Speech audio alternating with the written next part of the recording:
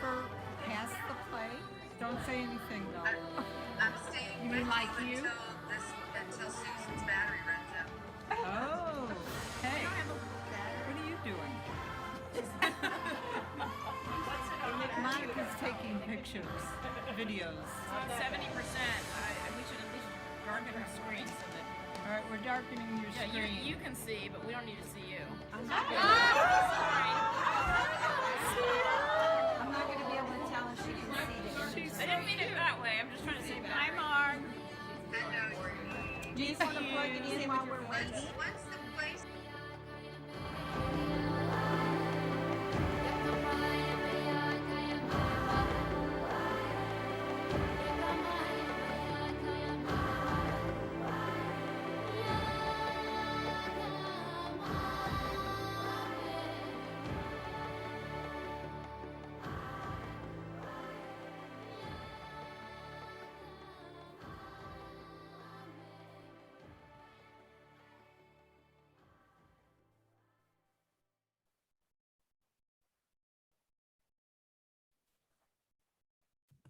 Ancient Mother, I hear you calling. Ancient Mother, I hear your song. Ancient Mother, I hear your laughter. Ancient Mother, I taste your tears. Ancient Mother, I hear you calling. Ancient Mother, I hear your song. Ancient Mother, I hear your laughter. Ancient Mother, I taste your tears.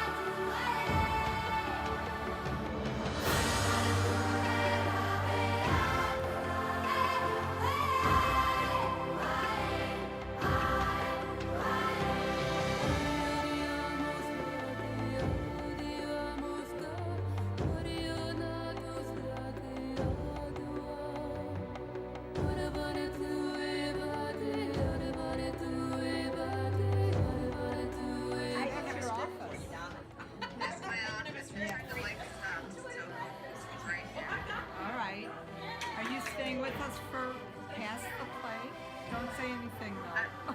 I'm staying You mean with like you? until Susan's battery runs out. Oh, hey, I don't have a battery. what are you doing? What's it on? Monica's taking pictures, videos. It's on 70%. We should at least darken her screen so that. All right, we're darkening your Yeah, screen. you can see, but we don't need to see you. I'm not going to be able to tell if she can see the image. I didn't mean it that way. I'm just trying to say Hi, battery. Mark. Do you want to plug it in while we're waiting? Once the place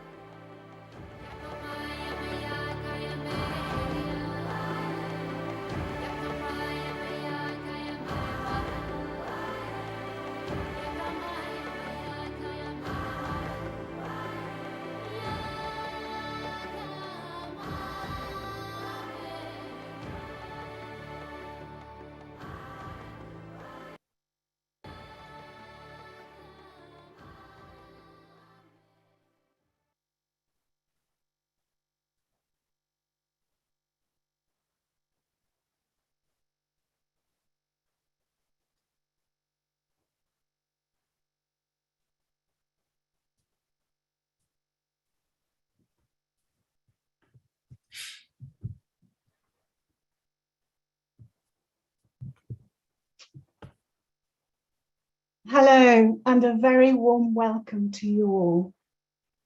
For those of you who do not already know me, my name is Alison Davis, and I'm the current president of Women Within International. I'd like to welcome you all today, including the members of Esther's family who have been able to come. I met Esther when she first came to the UK to facilitate. She stayed at my home and we immediately forged a strong connection and we became firm friends. I staffed many times with Esther on weekends and on level 2, and I always felt her love, encouragement and support for me both as a woman and as a Woman Within facilitator. Thank you all so much for joining us to remember and honour our beloved Esther.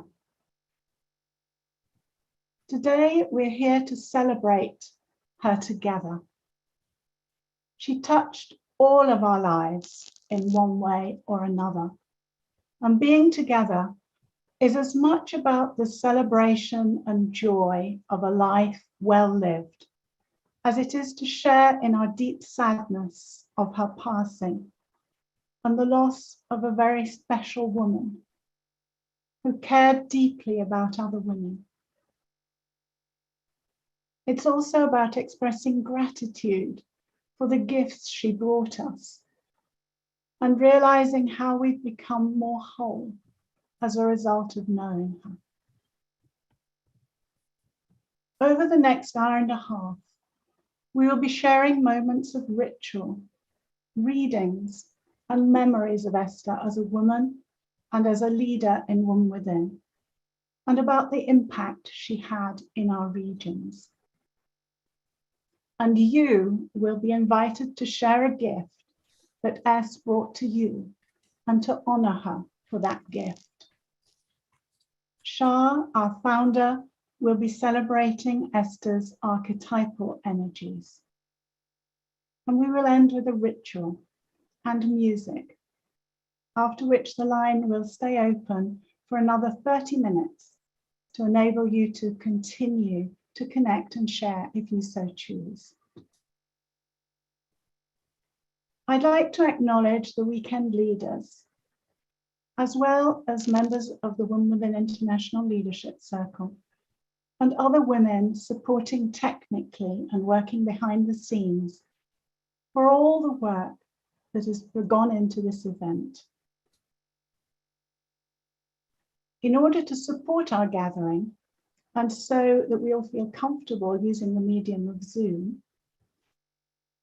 so that we can be together in this way, Kimberly will now talk to us about how this will work today.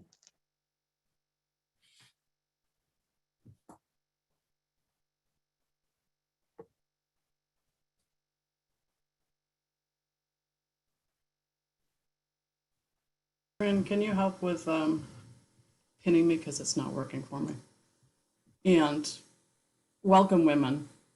I know that you've all been on Zoom many times these past months, and I would like to share the protocol for today's program. I ask that you mute yourselves if you have not done so already, as this is sacred time of remembrance. The chat is also now closed, and we will reopen the chat during the 30 minutes of personal sharing and again at the end of the program for informal sharing. It will then remain open until we end this reflection. During the personal share of the program, please indicate your desire to speak by using the Zoom raised hand icon. Please refrain from using it now. The raised hand icon can be found under reactions at the bottom of your Zoom screen. And just remember, once you finish sharing, please lower your hand and mute yourself again. We realize that there are many women on the call today, and we invite you to use the speaker view or gallery view during this call as you desire. And thank you for joining us.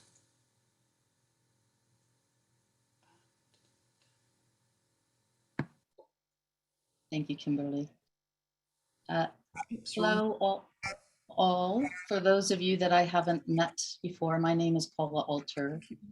And as many of you, I imagine actually all of us, have received gifts and friendship and mentoring and wisdom from Esther over the years.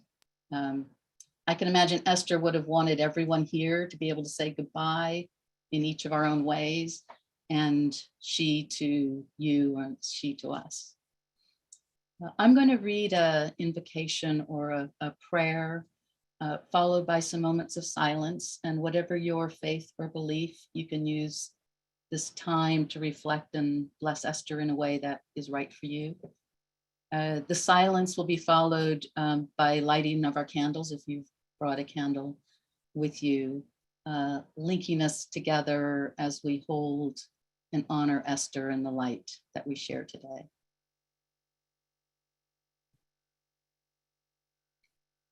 So let this memorial service be one of strength and heartfelt love for Esther. There was meaning, vibrancy, and celebration in how Esther led her life and touched ours. May we be held in the space of our hearts today, leaving room for our deep sadness, our grief, as well as our friendship and love. May we remember and treasure our love and respect for Esther, as surely she has carried our love and friendship with her. May our bright memories of Esther fill our minds, warm our hearts, lead us and comfort us through the moments and the days to come, as we begin the next stage of holding her in our hearts, where she'll always be found. We pray that the angels guide and hold her, that her transition has been sweet as she travels on this next stage of her soul journey.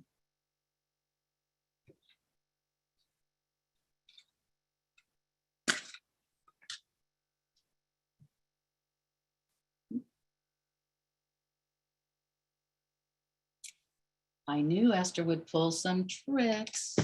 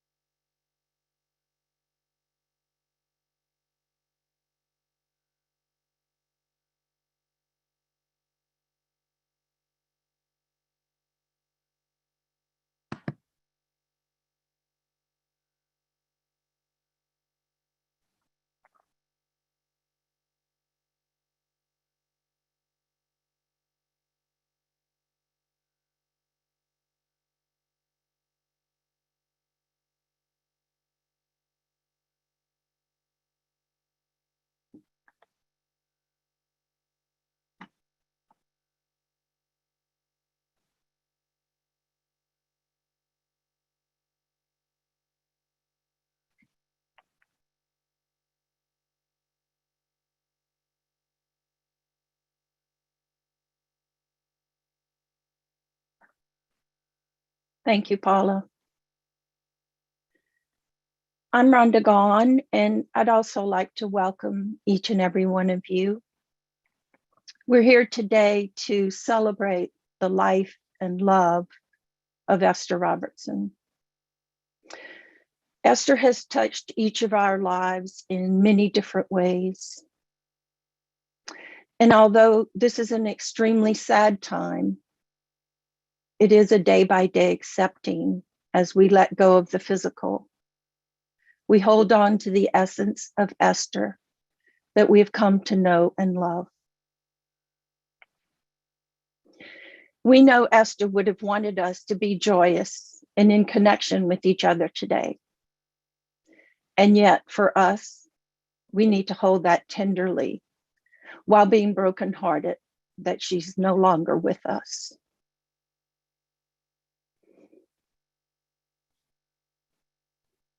Esther was loving, giving, courageous, strong, tender, vibrant, caring, thoughtful, funny, creative, and so full of life. We can keep Esther close to our hearts by remembering all the wonderful things she shared with us. She shared her acceptance and love of us as humans. She knew and understood that we are all spiritual beings having a human experience, and she offered her love, her caring, her acceptance. She was a wonderful mentor to many women, and she shared of herself so freely. She will truly be missed. All of who Esther is and was to us will continue to live in our memories and in our hearts forever. It takes time to let go of someone we love, and even harder when they've made such an impact on our lives. The amazing thing about loss is what it truly represents. It is a reflection of the magnitude of our love. That is the gift of loss.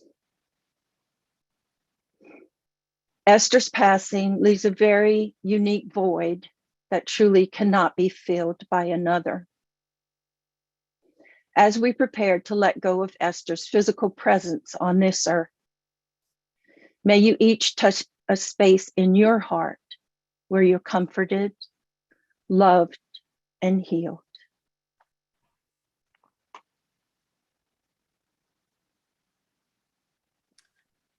Hi, I'm Carol Kahn, and I met Esther about 20 years ago, and I walked beside her as she moved through the facilitation track. Was a board member at Woman to Woman Midwest, now called Woman Within Central USA, and then as a weekend leader since 2008. Esther was passionate, magical, and empowering and healing of women of all ages in and outside of Woman Within, including AA and many programs for teens. We became dear friends, and with Monica, we shared many adventures. One of them is we took turns theatrically reading 50 Shades with explosive laughter, had deep conversations at the local Starbucks and bookstore after a movie, combining 4 of Esther's passions: movies, coffee, book, and deep connections. Traveling with Es was an adventure. She laughed easily and was curious about new experiences. She'd bring a suitcase almost as big as her and so heavy she couldn't lift it. She trusted her intuition.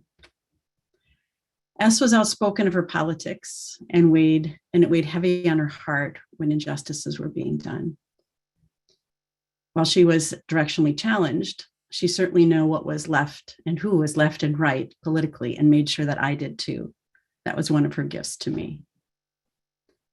Esther was a gatherer, a woman who supported community and hosted many events and rituals. I believe she's continuing to gather us today here with this memorial. Es made each person she was with feel important with her presence. She had a saying that many of you probably have heard is there's no place we have to be right now, no place else we need to be right now. And when life's challenges brought its challenges, and she had many, she'd say, I, or we in the case, know nothing, Carolyn. And she'd often provide nicknames to those people she loved. Perhaps because S was adopted, family was so important to her, and she'd do anything for them. She loved to be connected to her grandchildren from the beginnings of their lives, showing recent pictures, videos, and stories. Together, we laughed, we cried, we celebrated the ups and downs of family life, the worries and joys of partners, adult children and grandchildren. We reflected on what we did well and what we hoped to change, and shared dreams of an easier time for all. Esther stayed connected to cousins and held the family elders as models of aging. Her friends became as family. She kept them close and had sustained friendships for over 5 decades. I'm grateful she was a friend of mine, and I miss her. This Jewish prayer and tradition speak to me of Esther on how she freely and generously shared her presence, wisdom, and love with so many.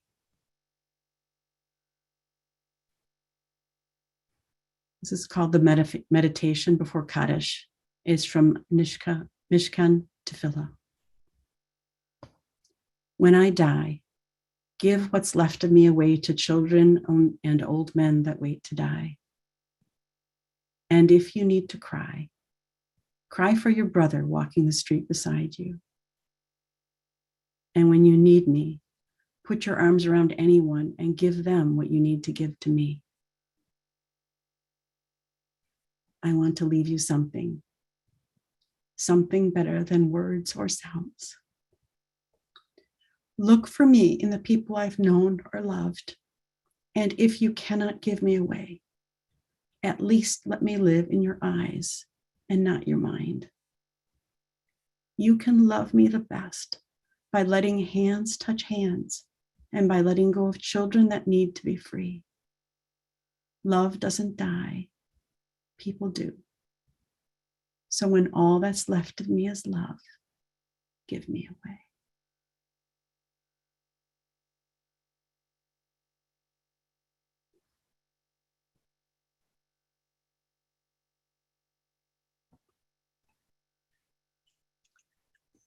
That is so Esther. And it's hard to go on from there. I am Monica Robinson, and I have known Esther from the beginning of her walk through Woman Within. I staffed her weekend, having gone through only a couple years before. And little did I know what a change agent she would be for me. Not because she had some charismatic personality that had all the answers, but just by being her. And so we traveled the fit track and the facilitation track and the weekend leader track. And ultimately we got to co-develop Woman Within Level 2 with Shar Tosi. And through all those intimate journeys, she'd cozy up to me and she'd say, tell me some gossip.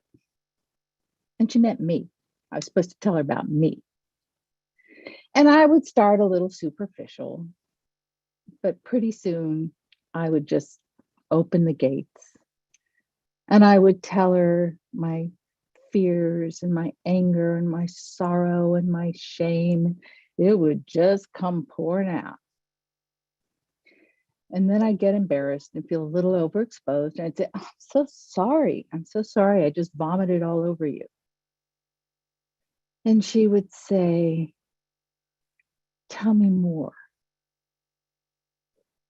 I want to know. And her interest to be with me in my worst self, in my greatest darkness, as a woman who knew those places, was transformative. And another gift she gave me was how to love another woman with her shadow. And anyone who worked with her in leadership knows how aversive she was to paperwork, to business meetings, to documents. And she would just go AWOL. And she would either go AWOL during a meeting by scrolling and laughing at all her photos of her grandchildren, or she'd start getting so funny that we would all crack up and the meeting was essentially over. Or she just wouldn't respond to any communications. So I'd send her an email, and then I'd send her a voicemail, and then I'd send her a text, and then I'd send her a nice text saying, "People are worried about you. Are you okay?" And finally, I'd send her a text in caps, and you know what that all means. And it would be, "Read your damn email, listen to your damn voicemail, and give me a damn phone call." And I'd be so mad at her. And I'd take a breath and I'd say, "I love this woman, and this is how she is. And I know why she is this way." And it was worth it. It was worth it to deal with all that, I love this word, mishigas, because what she brought to the table was such heartful, fierce commitment to this work. In September, when she got her fatal diagnosis,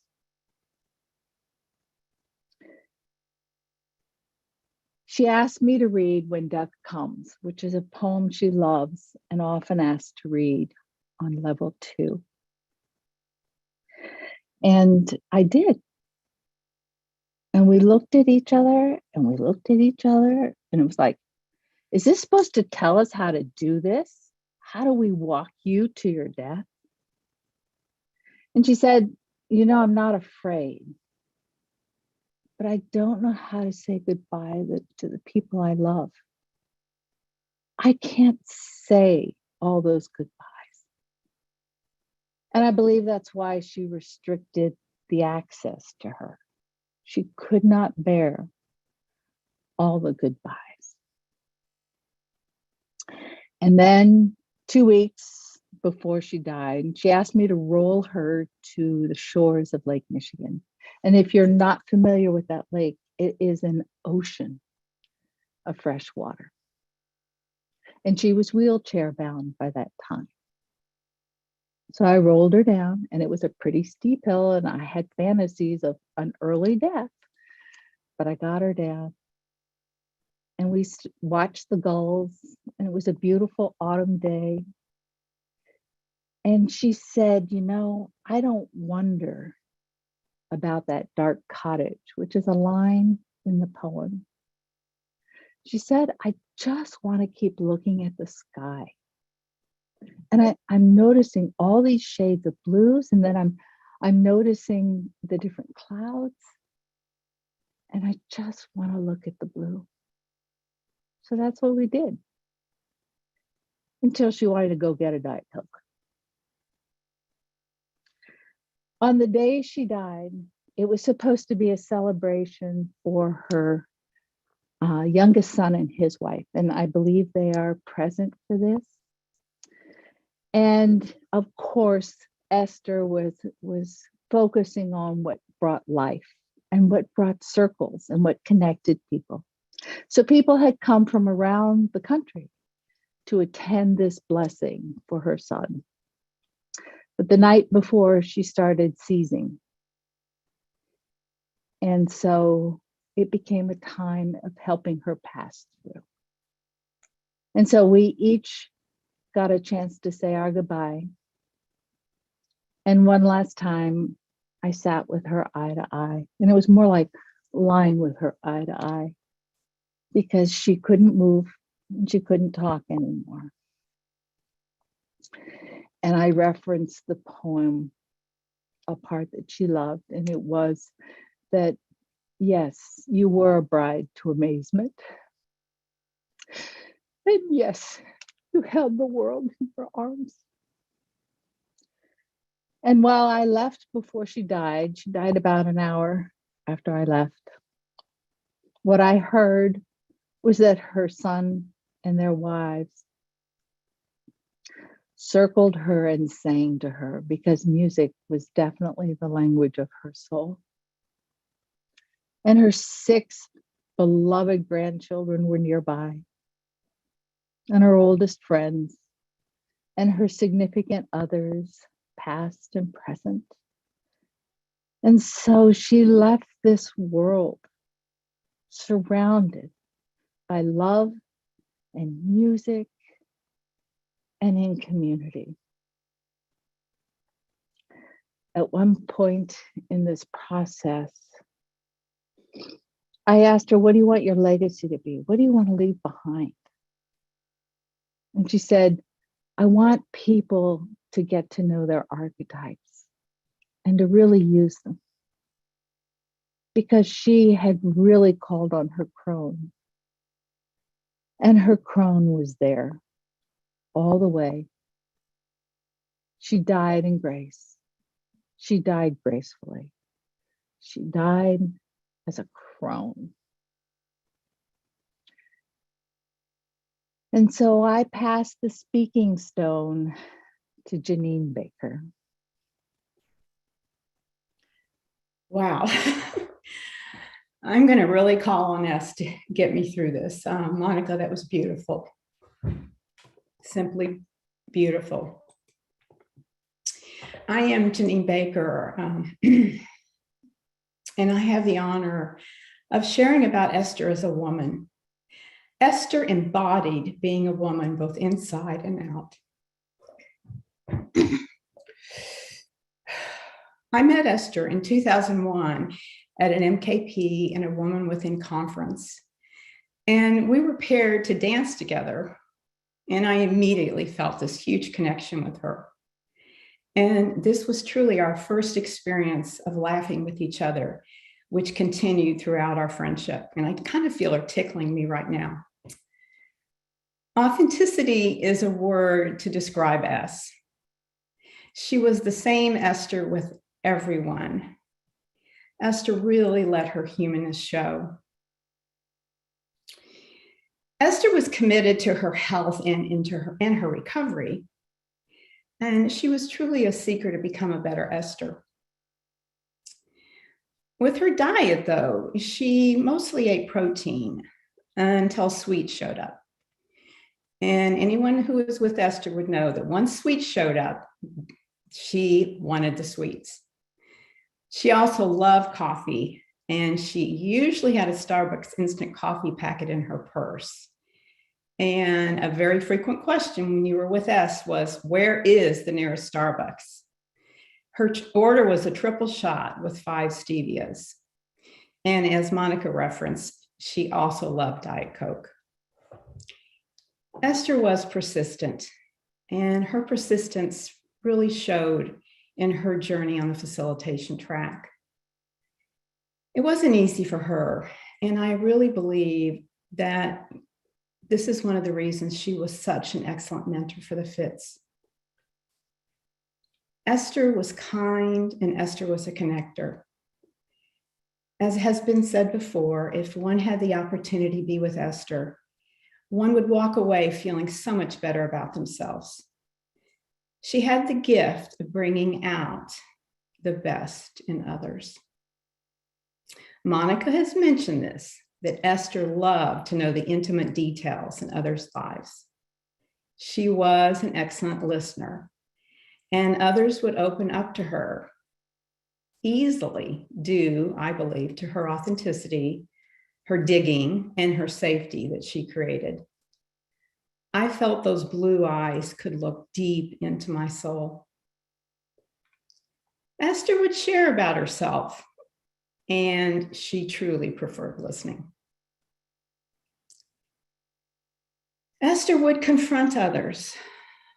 She was not afraid of conflict, And she was also known that she also was known that she would speak her truth. If Esther was struggling in her life, she often would isolate. And we knew that she would come back out of her cave when she was ready. When Esther came to visit me, shopping was always part of her trip, and always for shoes. Esther loved shoes.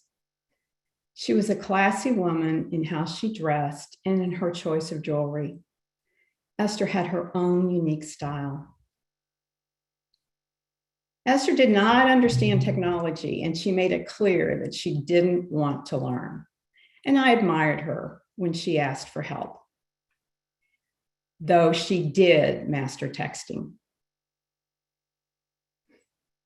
She had a huge magical child, and she loved to laugh. Monica and Christy oftentimes would threaten to separate us if we didn't stop laughing when we were working together. Esther loved to play games, and a favorite game that she recently introduced to us was called Dixit. I encourage you, if you like to play games, to buy Dixit in honor of S. Esther was a woman's woman. I miss her.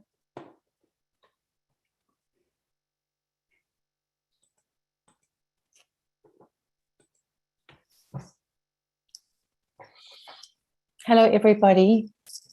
My name is Leanne Dara, and I'm going to take a moment to honor Esther.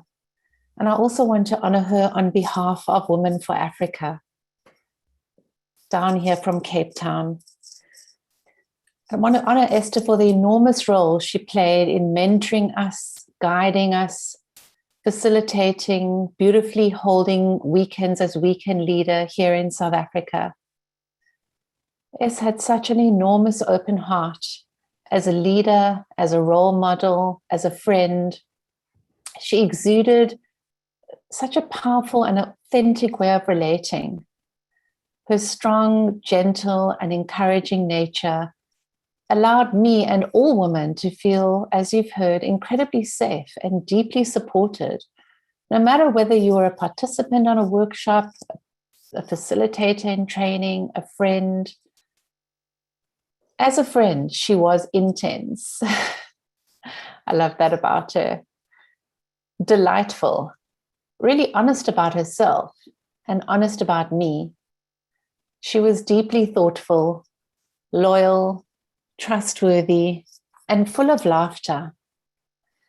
For me, Esther epitomized so many qualities: strength, courage, grace, humility, commitment, and resilience.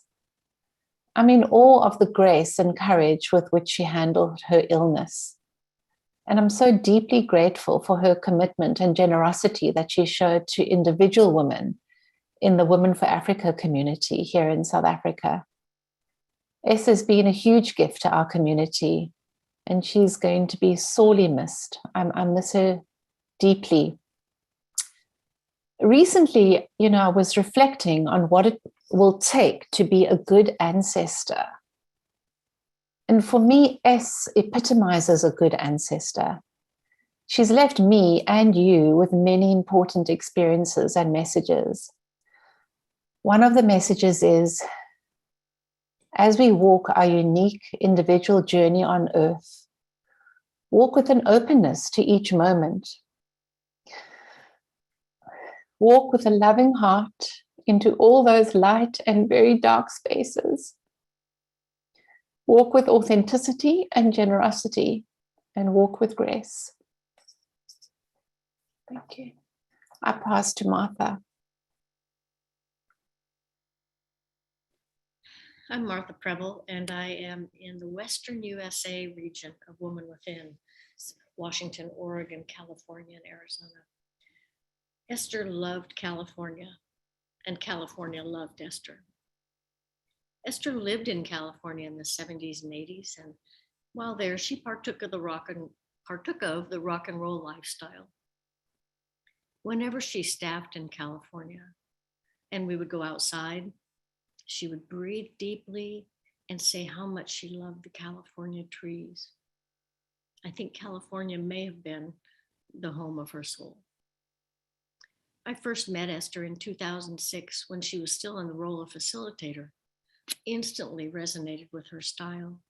She was a brilliant facilitator. I only wish I had had more opportunities to experience her in that role, to watch and learn. Esther was good-natured and able to laugh at herself. She loved a good sense of humor. She would tell me, Martha, your humor is drier than a popcorn fart. I'm not really sure what that means, but it amused her to say it. She carried herself with ease and grace, and she helped people feel safe and confident. Esther was absolutely a champion for the underdog. She would not tolerate cruelty nor injustice. She is fair. Has had the ability to see people deeply and clearly, recognizing and supporting their potential. She was a loving, insightful, no BS mentor. Esther was simply a delight to be around. She knew her archetypes well and was adept at calling upon them when she needed them. She was a beautiful crone and deeply respected and enjoyed by everyone in the Western USA region. When women's faces would light up when they learned that she was going to be the weekend leader on a Woman Within Weekend. I personally feel compelled to carry on Esther's legacy to the best of my ability. And I encourage and invite all of you to join me in that by identifying, integrating, embracing, and using your gifts, taking them out into the world to serve others. Thank you. And now it is over to Nakua Charlotte.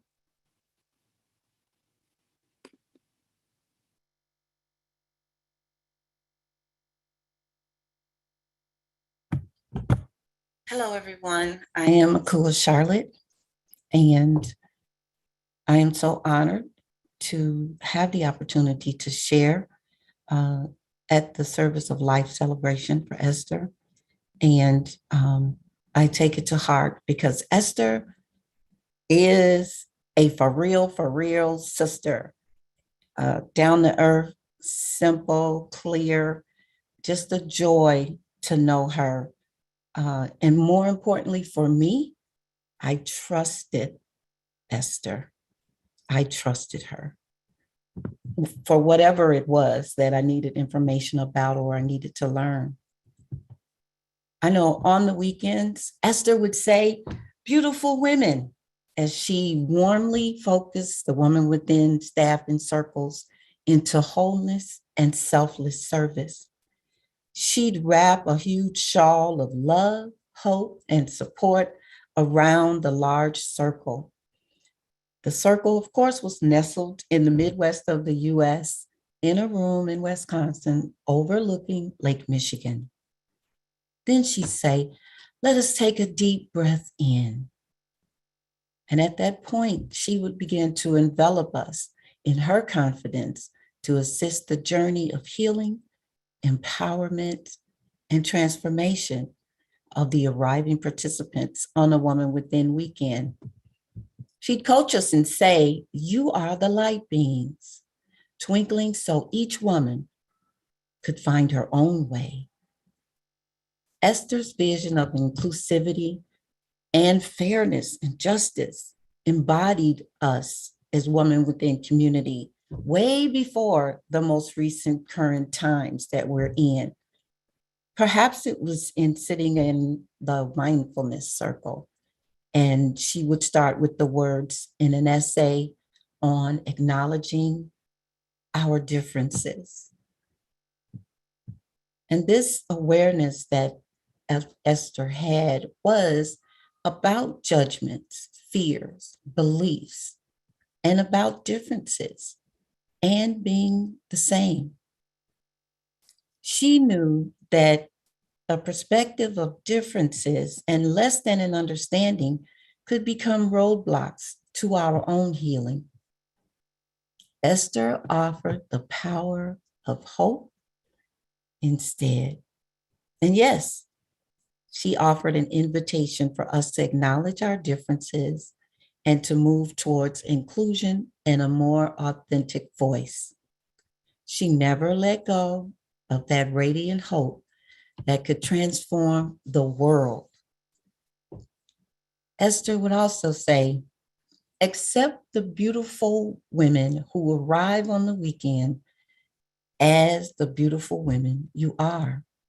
And just like that, Esther reminded us to accept ourselves, honoring one woman at a time, filling us with the lightness and resilience needed to embrace whatever it was that would come before us on the weekend. And I fondly remember an occasion when I and Esther were together back in the late 90s, and the weekend leader was Sherry Zaccato. And Esther, in her humble and sincere, authentic self, confessed after we'd been out working with the woman and we were now in the back talking about that she'd forgotten everything that the woman had said. And it was amazing to see Esther spring into action, because within a few minutes, and using some of those only Esther quizzical faces like, huh, what? She declared in all of her glory, I will do what must be done. And that's what Esther would do, what needed to be done, and be herself and love everyone in their own way as they needed to be loved. Esther's compassionate queen and energy, wise simplicity shone through as she led Woman Within Weekends, offered wisdom to the regions, or graceful insight to a conversation at Woman Within International Dialogues. Esther, uniquely gifted, bold, loving, powerful, honest, and a truth-telling woman. I will honor her as I connect to Esther's presence now as a crone angel and an ally. She is now watching over the growth and progress of many women, including my own Woman Within, the women in her community, and thousands of women in the global community of Woman Within International. Let us continue to shine Esther's light. It is our collective illumination that'll circle up and do what needs to be done as we heal and transform in the regions of Woman Within and within regions across the world. And we will do this, as you know, over and over and over again. Esther, I love you. Thank you for allowing me to share.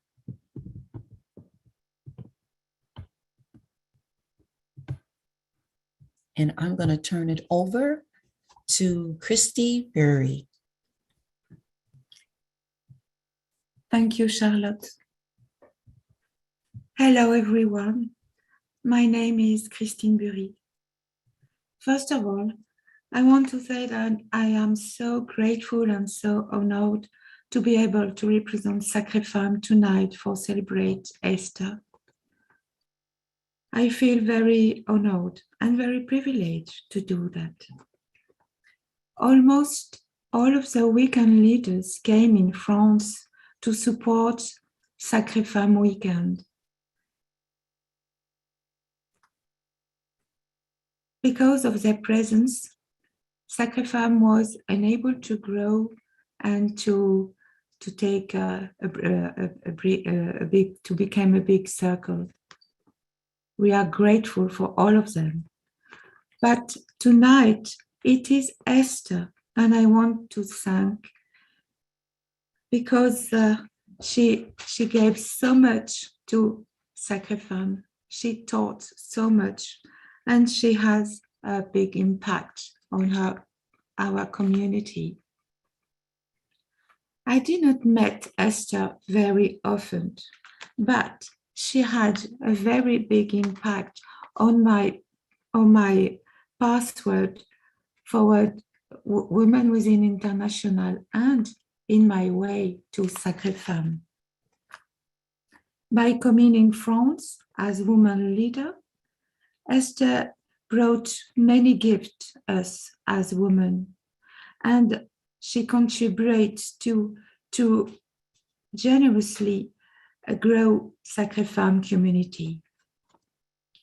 When I first met Esther, I was so impressed by her presence, her voice, her grounded presence, her generous, her smiles, and her immense availability. Esther was the weekend leader and I was first staff. I remember her very well from that weekend. She was present everywhere and for everyone, with each staff woman and as a staff member herself, smiling, laughing, always soothing. It seems to me that Esther would be able to handle any situation. It seems to be that Esther would be able to have all the answer for every woman. When the participants arrived, her availability for us, the staff, did not change. She was present for the participant, for the staff, and for the facilitators too. We were women on a journey together, des femmes en voyage. Women taken on this journey by another woman, another so powerful woman, who was convinced that the journey would heal all the women. I feel that Esther believed from deeply in his heart about the power of this journey to heal the woman. I feel that Esther was in deep connection with herself, in deep connection with women, in deep connection with something, a power, a full power. She knew how to allow each woman to take her rightful way. This is, I feel, what Heather brought to Sacred Femme. Certainly the opportunity to grow, but also and above all, the wisdom of knowing how to grow in power, in humility, in connection, to grow not only by trusting the processes of the weekend, but also by trusting the woman of Sacred Femme. She seemed to see each woman on staff as a precious pearl on a healing necklace. Esther herself is one of the precious pearls of the healing necklace of Sacred Femme. A solid, blonde and shiny pearl who protects us and encourages us to always add beautiful new pearls to our necklace all around her. Love you, Esther. Merci.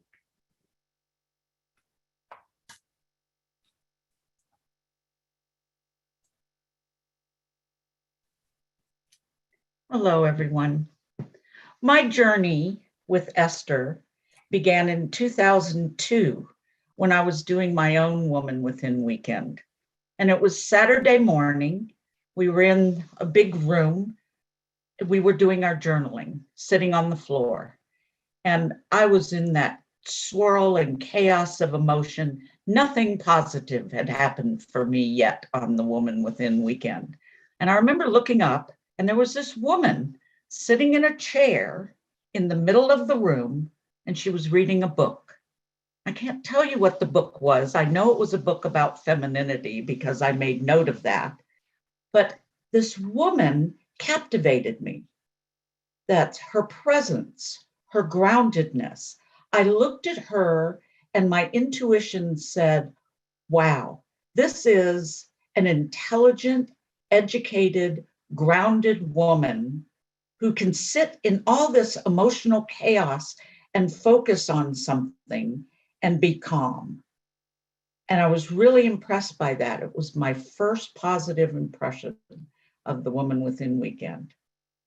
I don't remember Esther ever saying a word that morning. And so it was without a word that this woman made a great impression on me. I only remember a couple of women from my weekend, but boy, she was one of them. It was a great surprise to me that as time went on and our journeys started intersecting more and more and we became friends, that Esther and I were sharing one day and we were talking about our joys and our struggles in life. And I was really surprised when what she shared with me was her insecurity about her own intelligence and education. And I was amazed. I thought, you're one of the most intelligent, educated women I know. Her wisdom and wealth of information about feminine healing and about politics and about the things that she was passionate in was pretty boundless. And so I was really surprised by that. And it's amazing that my first intuition of her and her education and wisdom never faltered. Because for Esther, it only got richer and deeper because she kept learning.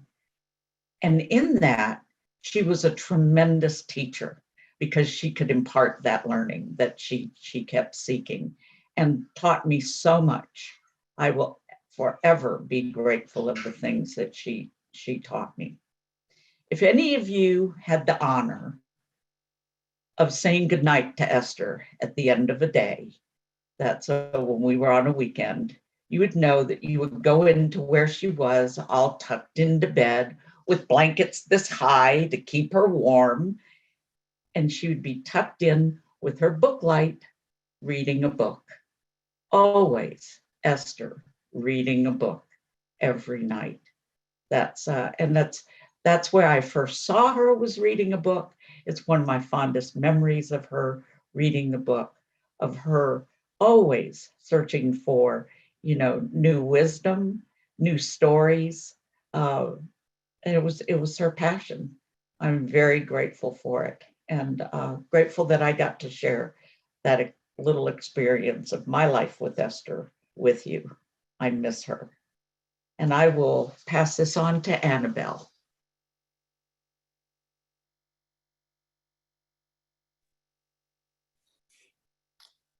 Good evening, everybody. It's such an honor to be here this evening and to sharing and to hearing so many beautiful and wonderful things about this incredibly special woman. I speak this evening and thank you for your invitation for me to share about Esther from York in England. And when I think of Esther leading a Woman Within weekend, I imagine her as a musical conductor, her huge ability to be able to draw on the different sounds that each staff member brings, thereby orchestrating a magical experience for staff and participants, culminating in many, many successful weekends. Esther has made enormous efforts over the years to support our community here in the United Kingdom. Firstly, staffing as a facilitator and then as a weekend leader. In fact, she did her first solo weekend as a weekend leader here in the UK in 2009, and we will always be grateful for her many contributions and dedication to our community. Esther was instrumental in co-leading the Woman Within 2 training here, and we think her last trip to the UK was in July 2018. Esther, gosh, she was cherished. She was loved and deeply, deeply respected by our community as a weekend leader. And there is absolutely no doubt at all that her teaching over the years and commitment has been so well received, and we will miss her enormously. I remember the first time I staffed with Esther. Her warm and fun personality shone through, and I was struck by her ability to hold space for both staff and participants and beautifully manage the most challenging of situations. Thanks to Esther, I took the leap of faith and stepped into team leading in 2010 at Juniper Hall. Esther was so supportive of my developing role and filled every minute we had together with warmth and wisdom. But tragically, a few days before the weekend, I suffered a bereavement when I was away from home. It was a huge shock, and I nearly pulled out. But Esther and my fellow team leader, Sue Baxter, encouraged me to continue. And it was not only a healing weekend for me personally, but it also gave me the confidence. And she just had this way of being able to nudge me and push me at all the right times and in all the right places, so that I continued on the team leading track. Finally, here is an excerpt taken from the March 2012 newsletter written by Hilary Sterling, which sums up Esther beautifully. Blessings were abundant during our training weekend at Juniper Hall. Glorious February sunshine brightened skies. Esther Robertson returned to weekend leader role with beautiful presence and renewed strength, leading a bountiful, inclusive staff circle and another inspiring group of initiates. Esther, I miss you, and I will love you always. Thank you for letting me share this evening. I'm now going to pass to Karen.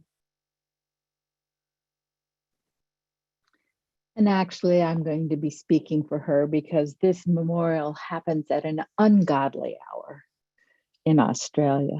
And so she wrote a very sweet note. And she says, Esther came to Australia as weekend leader for one of our weekends in 2013. She wonderfully supported our weekend and our community. We remember a phrase she used, compare and despair. It has stuck with us ever since. Esther was kind-hearted and inclusive and had a wicked sense of humor and an endearing smile.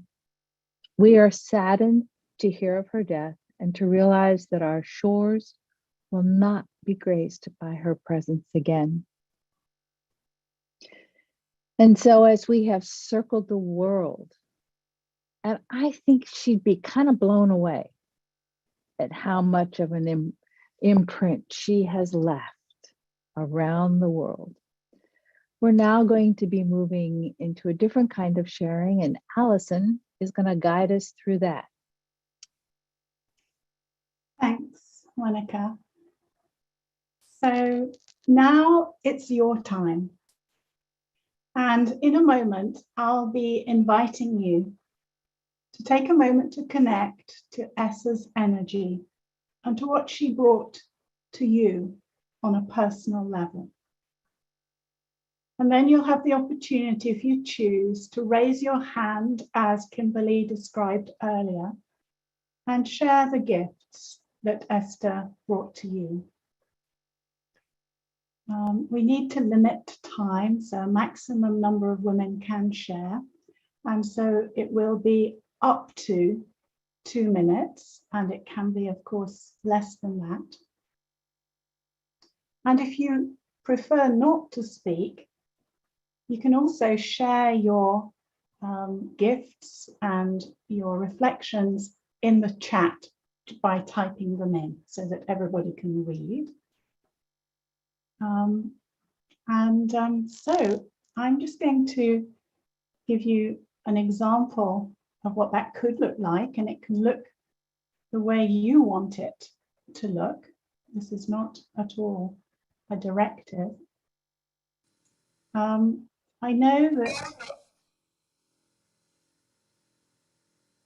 we all see different things in people because they reflect back to us different aspects of ourselves, and they remind us of where we need to go next on our journeys of personal growth. So I'm just going to model and to share what happened for me through knowing Esther and the gifts she brought. Esther, as you've already heard, came back to the UK several times. And I remember one of those times we were very excited because she came with Monica and Carol to stay at my home, but also Shah was here staying somewhere else, to put on the new version of Women Within Level 2. And we had such fun preparing together in my home. I remember we laughed, and I was to present the child archetype on that workshop, and I was very nervous. It was a new workshop and I'd never done anything like that before. And I remember Esther in particular being encouraging, kind, and supportive. And what she really passed on to me was a can-do attitude that's been with me ever since. And I know that's true because I can feel some emotion when I say that. She stood for me being brave and for my success always. It felt like she was holding a candle for me and urging me to step into the light.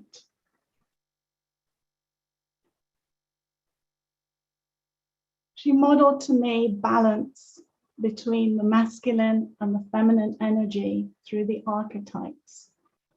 And through knowing her, I was inspired to further develop my warrior, which needed a lot of work, and fine-tune my lover energy into a healthy lover. And as a result, I'm so much more in balance now than I ever was. I really honor you, S, for this gift. So, over to you. Who would like to share? I see Erica has her hand up. So, Erica, you can start us off. If you unmute yourself. Can you not unmute yourself?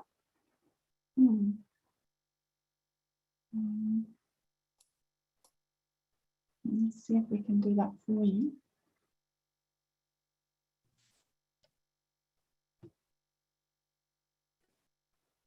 Kimberly, okay. can you Yes. help? Yeah, can you got do it? Okay, Great. Thank you. I'm just so grateful to be here with you all and what everyone's passing and sharing today.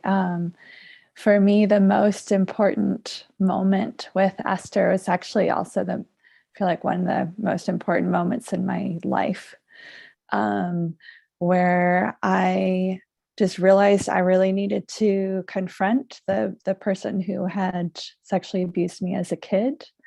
And Esther guided me through that. You know, he'd been in and out of prison, and friends were very worried and they didn't want me to do it, but I knew that I had to, and that I could, and that it would be safe. And, you know, she was talking to me before She said, look, don't just do this for you, do this for every woman who does not have the opportunity to face her perpetrator. And that's having that experience. It's like the greatest moment of courage in my entire life. And I'm so grateful that Esther walked with me through that. That's what I wanted to share. Thank you. Thank you, Erica, for sharing that. Tash, you have your hand up? Yeah, I love what everyone has said so far. Everything just rings so true about who Esther is, who Esther was. And quite simply, I just love her. And I was loved by her. And that's the thing I take away. And when I was thinking about what she brought to me, it was like she created this beautiful, safe nest for me and for everyone. And then she pushed us out of it so that we could soar. And so I think that what Esther did, which I don't think I've ever seen anyone else do quite the same way, is she saw the brilliance in us, each and every one of us. And she had so much space for it. She wasn't threatened by it. I didn't ever experience her as threatened by any woman around her. She saw the brilliance and the magic in each of us. And then she just pushed us out the nest and said, fly. And I love you, Esther, and I'm going to miss you forever. And thank you for doing this today, because this was precious. Thank you, Tash. Thanks. So Sherry, I think actually you had your hand up first. I'm sorry I didn't miss that, but it's your time now. Can you take yourself off mute? Yes. It's wonderful to be here with everybody and quite emotional. The gift Esther gave me was at level 2 in Texas, which I think was Char's last level 2. And it was a great gift. And towards the end, when the archetypal skits were on, and each of our little group had a skit, I was given the crone, which was perfect. And one of the questions, Esther and Char were in the front seat row, and probably Monica and almost everybody on staff was there, I think, or the leaders. And the question was, I remember this so well. And I was looking at Esther, and the question was, how do you prepare yourself for dying? And just what came out was, I practiced dying. And that was it. And Esther was laughing, Char was laughing. It was over, and there was a break, and I got up to go to the bathroom. Esther did too. We were standing next to each other, waiting to go in. And Esther said to me, does your daughter know how hilarious you are? And I remember saying to her, please don't tell her, kidding her. And we both laughed. And that was such a great gift from Esther to me, because I never saw myself as being funny. And Monica and Rana both said how funny Esther was. And I think just experiencing her joy with everything kind of gave me maybe permission to be more hilarious or funny in my thinking and how I saw life. And yeah, and she was a great gift to the world. I know that.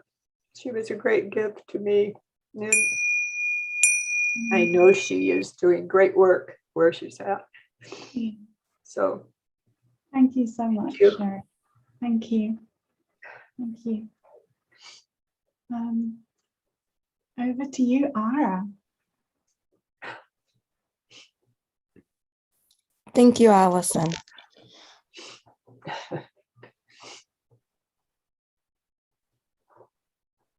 You're on mute, Ara. You're on mute. Thank you. Thank you, Allison. Esther would tell me to keep it sweet, Era, and keep it short. And so I set a timer. Yes, Esther loved California and California loved her, especially the West Coast. Esther and I had a relationship. And I will tell you, the day that I stopped walking in fear was the day that Esther walked up to me and said, "Your light is dimmed, Era. Can you tell me what's going on?" Oh, wow. And that was the day that I shared with her that I had a brain tumor. And I was walking my life in fear. And that day, Esther shared with me that her cancer had returned. And I watched this courageous queen, this crone, walk bravely and fearlessly in this world. And because of her, I walk bravely and fearlessly in this world, knowing any moment that a bomb can erupt in my head. She gave me so much courage and so much life. And when I would see Esther, there were no words that need to be spoken. I would walk taller, prouder, and I would be exactly who I am because she saw me. And she also taught me to walk in this walk and be truly myself and know that the woman within community would not look at me any differently because of what was going on with me medically. Esther shined a light that was so bright. I have no choice but to walk this path. And I want to thank Shar for creating this universe so that I can meet a woman like Esther and hold on to her light. Thank you. Thank you, Ara. Thank you very much. I just want to let you all know that we're running a little bit late. And so we have made the decision that we'll carry on for another 15 minutes of sharing. But just to let you know the timeline, and it's taken a little bit longer than we'd anticipated to do the previous pieces. But now I'm going to invite Alison to share. You're next with your hand up. Hello. Can you all hear me? It is echoing. Hold on a minute.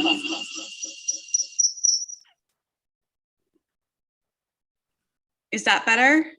Yes. Okay. Had some technical difficulties this morning, so my apologies for that. I'm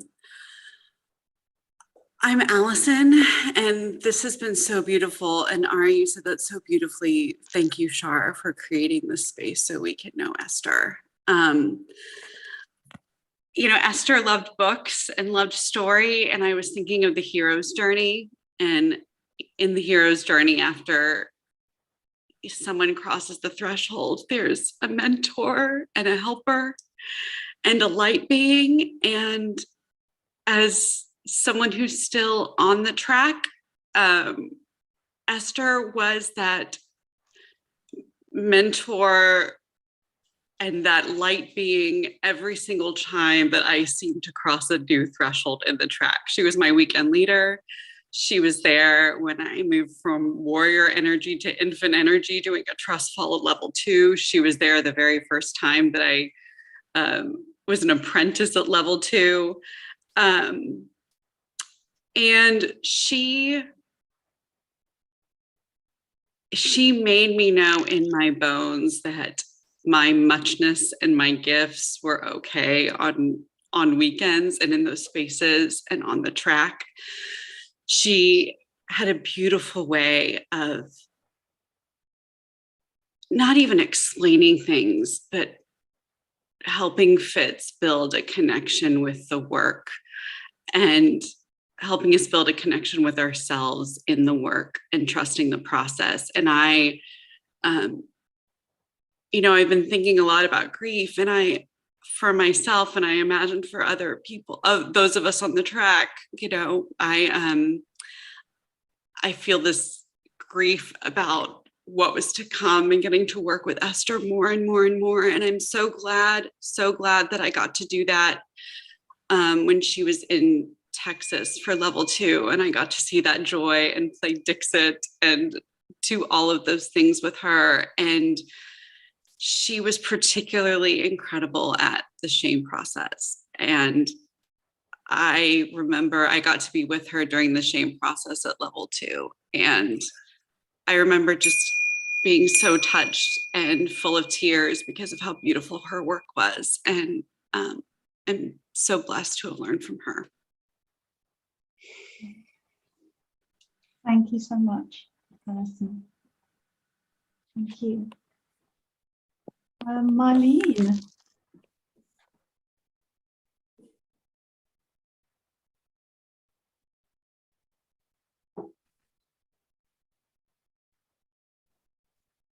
Hello, everyone. It's been a long time. My heart is full, not only with Esther, but also seeing all of you. It's beautiful to hear and see you. Although I haven't had a lot of contact with Esther in the last few years, I was there at her entry into the world of Woman Within and involved in her training, both on weekends and as a support staff at my workshops. Witnessing Esther learn to fly and soar is how I hold her. She had an insatiable hunger and thirst for learning and knowledge. And it was clear from the very start that she had set her sights on the leadership track. Not without struggle, she broke free of her limitations and showed up over and over again. She made a choice at every opportunity she would step into. She has a unique, or had a unique, leading style and delivery. She stepped into her leader with tenderness, strength, and leading from the heart. That's how I knew her. Although she's not present in her physical state on Mother Earth at this time, she will be remembered. Her beautiful spirit will be carried out by the women who witnessed her in her leader, who modeled for them how to step into their life and free them so that when they had the opportunities, they would choose to fly and soar as well. One last piece. I'm grateful to have had the connection with you, Esther, as short as it was.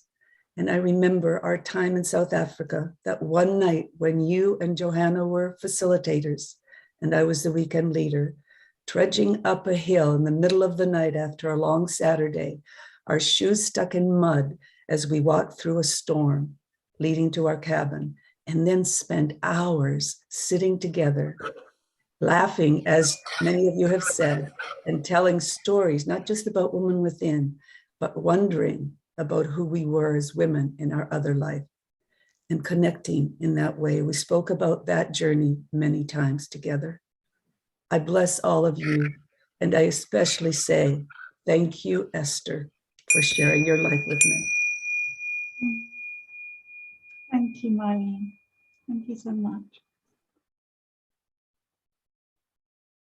So we have a little more time left. We may not have time for everyone, but Kelly, you've had your hand up for a while now, so over to you.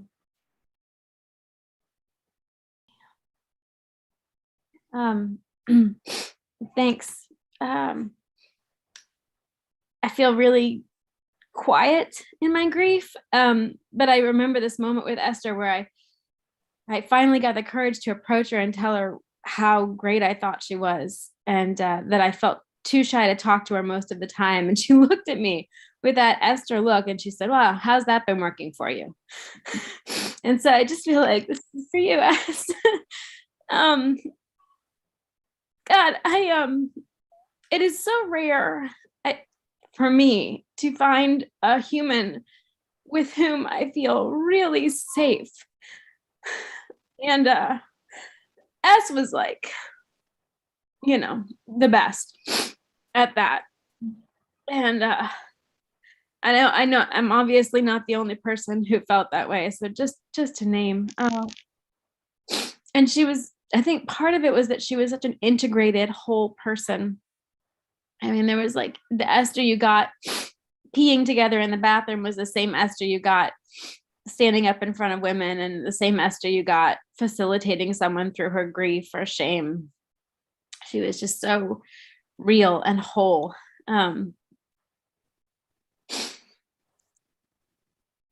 Yeah. You know, 2 minutes is not enough to say who Esther was, but just to name what an impact she had on my life. Esther will always be one of the giants on whose shoulders I stand to do my own healing work in the world. Thanks for that, Es. Thank you, Kelly. Thank you for your sharing. Beautiful. Chrissy. I agree, 2 minutes is so short, and I echo what so many of the women have said. One of the main gifts that S gave me was trust. She helped me to learn to trust my own intuition and my wise woman, and she trusted me as well. I just came across a note she wrote me that said, "Chrissy, I trust you. I trust you." And when I approached her seeking advice or wisdom, she helped me find the answer within myself. I remember an experience where I was scared and my warrior showed up, and S honored that part of me and then invited my infant to step in and lean into the trust. She challenged me, she encouraged me, she loved me in so many key moments in my life. And as I've spoken with other women in the last few weeks, I know they've felt the same way as well. S, I love you and I'll miss you. Thank you, Chrissy. Thank you. So I think we have just time for Melissa next, and then Lee. And I think that after that, we need to close this part of the gathering. So over to you, Melissa. Thanks, Alison. I feel moved to speak about Esther. And then the voice in me says, be quiet and listen. And then I hear her saying, speak, which is what she did for me. We just had our first UK One Within weekend in October. And I remember on the Thursday when the facilitation team met, I brought Esther into that circle because I do every time I staff, because I feel I wouldn't be there without her. My first staffing over a decade ago, it was awful. And the second time I went back and I thought I wouldn't go back, and Esther stood at the bottom of a big sweeping staircase and approached me and said, we're going to sort this out. You come in here. And she sat there and she listened, and she, as a weekend leader, when she should have been other things, she listened and she made a difference. And I came back. She said, I don't know why you've come back, but you deserve a place here.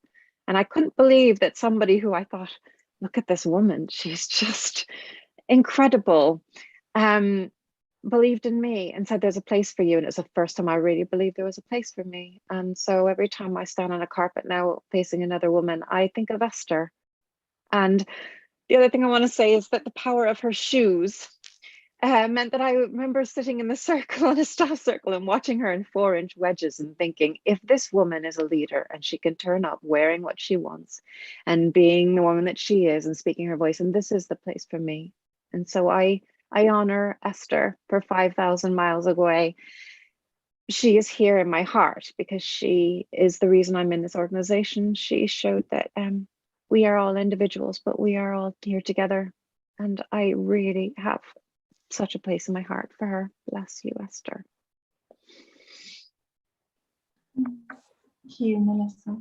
Thank you. Hi, I'm Stacey Ivory. I don't know if you can see the hands that are up on the other pages, but I just wanted to share real quick if that's possible.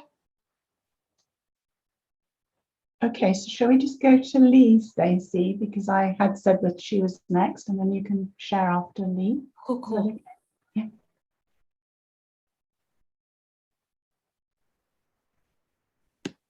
Hi, everyone. I've had the honor of knowing Esther since May of 1999 when I did my weekend. She was still on the facilitation track. And she, her and Marianne Armour facilitated my work. And I remember sitting in the first circle Friday night, and Esther's check-in as a wounded child was the one that opened the door just a little bit to say, this is why I'm here. There is a reason why I'm at this weekend. Up until then, I was like, what are we doing? What am I doing? But that wounded child check-in really resonated with me. And Esther and I became fabulous friends, and we met all over the country and went to England together and did all sorts of things like many of you did with her. And got so many stories, but I think what I just briefly want to share today is the story of how Esther could be so funny and so lighthearted, and so easy to be around, yet set such firm, clear boundaries that I just knew. I just knew where I was supposed to be, as far as in my headset on a weekend when I was facilitating, and it was such a gift to me. And 2 out of 3 of my daughters had the privilege of being led in their journey and Women Within with Esther. And Esther was facilitator on one of my daughter's weekends and weekend leader on the other one. And my youngest daughter, when she went through the weekend, it just had a grief that only another woman would know. And Esther, because of our friendship, knew about that coming in, and how her and Marcia Stone facilitated her process was so healing that it just brings to mind how the web goes out further and further with just one woman's process. And that part of that was because of Esther's brilliance. Thank you. Thank you so much, Lee. Thank you very much. And so now, Stacey, we hand over to you, and you will be the last because we need to move on after you, but go ahead. No, thank you. I know we have 4 pages of women, so I don't know if people could see the hands raised on the other pages. So thank you. But I just wanted to share real quick about just my experience with Esther. And I first met her the first time that I staffed. And I just remember thinking that she was just fucking magic.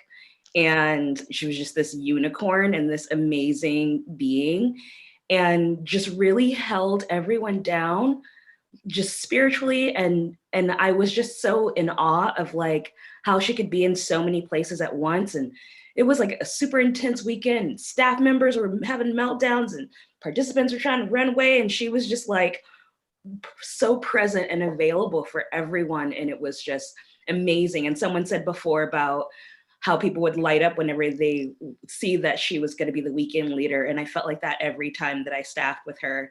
And I was lucky enough to staff level 2 right before we went into lockdown quarantine. And that time spent with her was just so amazing. And I was with her on her team when we did the Magical Child, and she had shared this funny story about her talking birds.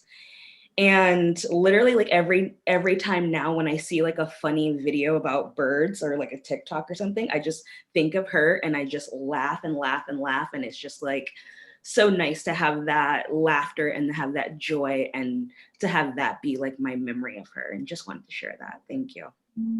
Thank you, Stacey. Thank you so much. I have to bring this part to a close.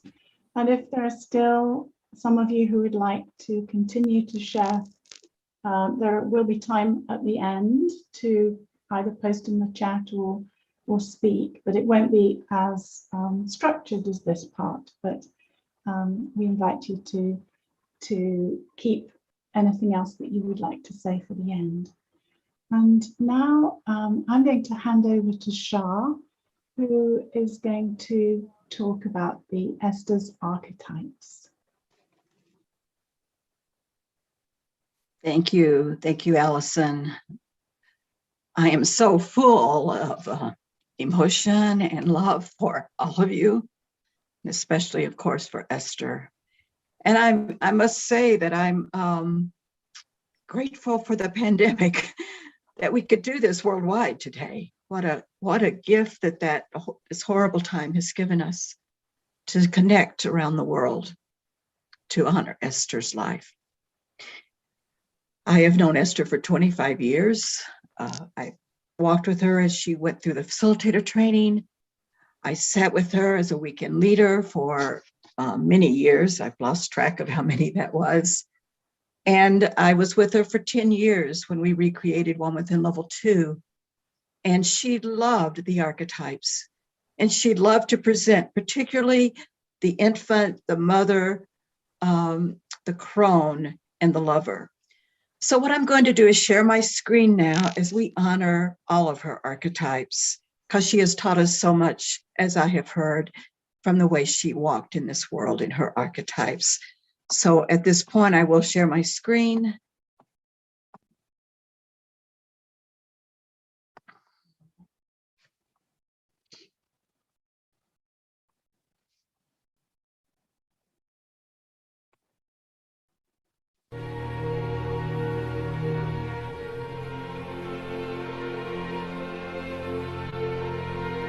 So I invite you now to just close your eyes if you wish for just a second and sense Esther's energy in a way that she touched you.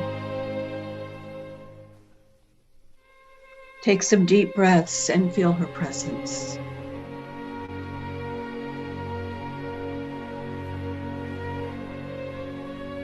As she has blessed us in so many ways.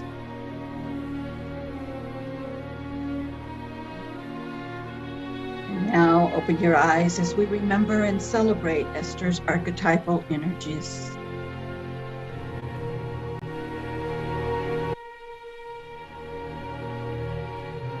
We celebrate the way Esther carried the innocence of the infant archetype and what she taught us about trust.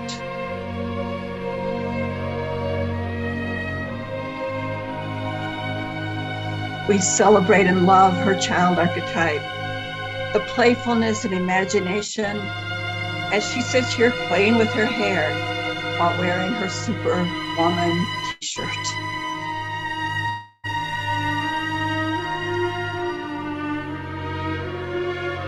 We celebrate Esther's adolescent archetype that knew when to rebel and knew how to navigate the unknown places of her life.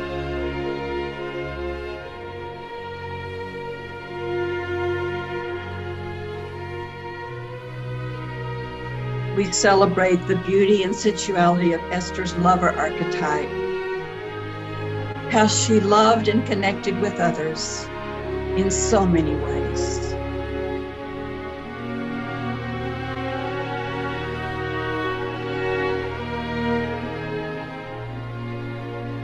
We celebrate Esther's mother archetype that loved her family, which is here today. And as reflected in Anya's eyes, this is Anya in South Africa, in Cape Town, how present she was to nurture and mentor and teach others.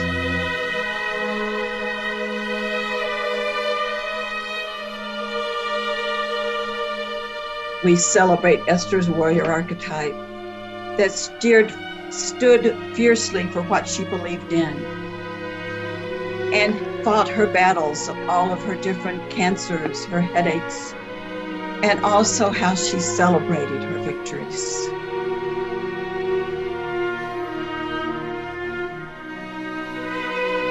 We celebrate Esther's shadow archetype that loathed technology, as has already been spoken about, and her golden shadow of brilliance that she struggled sometimes to embrace.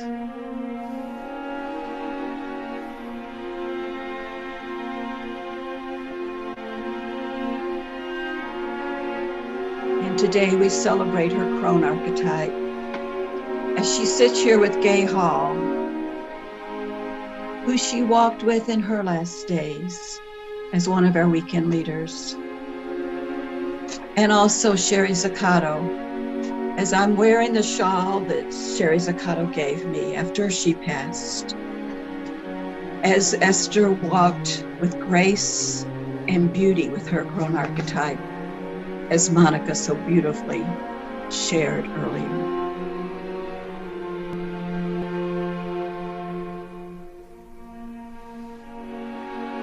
We celebrate Esther's queen archetype, that she walked with grace and she bestowed blessings to everyone she met. So take a moment to feel Esther's queen blessing you now, as you can carry that with you for the rest of your life.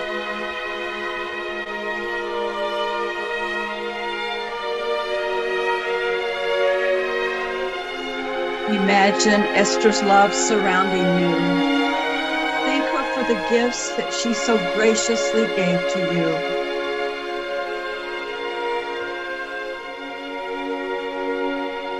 And as you take a deep breath, breathe in these energies as they have nourished and blessed you through the years.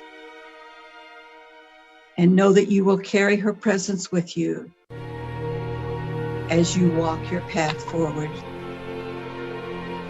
Thank you, Esther, for all of your gifts. We love you and we grieve our loss.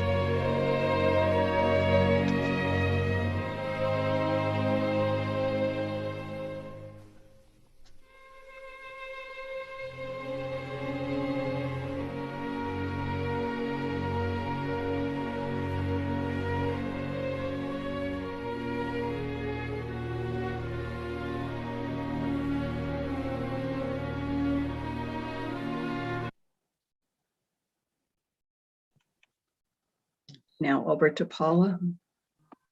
Thank you, Shar.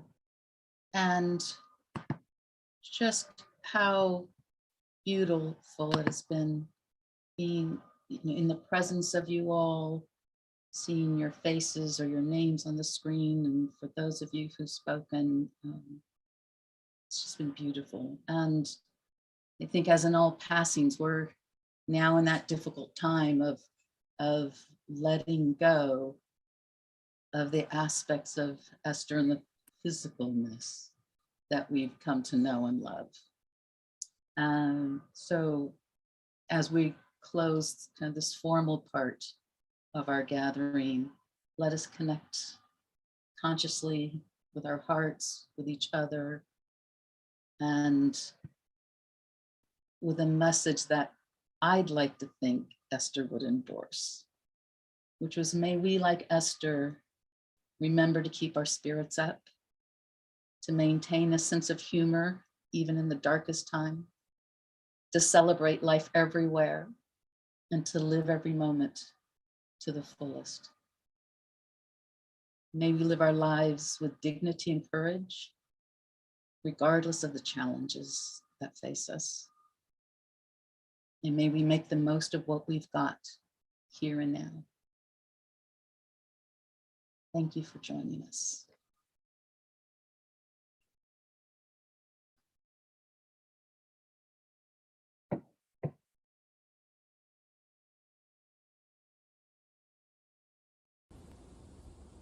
Go in peace, go in kindness, go in love, go in faith.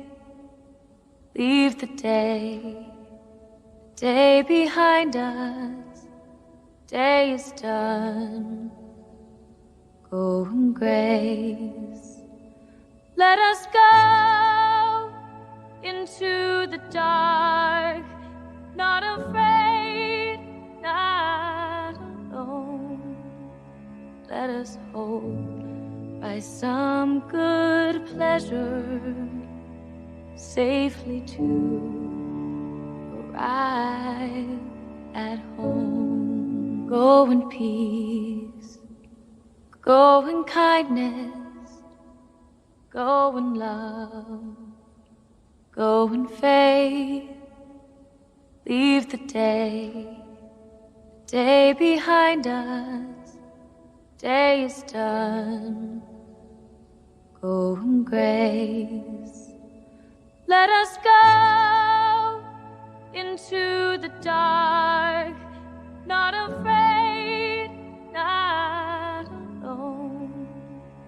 Let us hope by some good pleasure safely to arrive at home.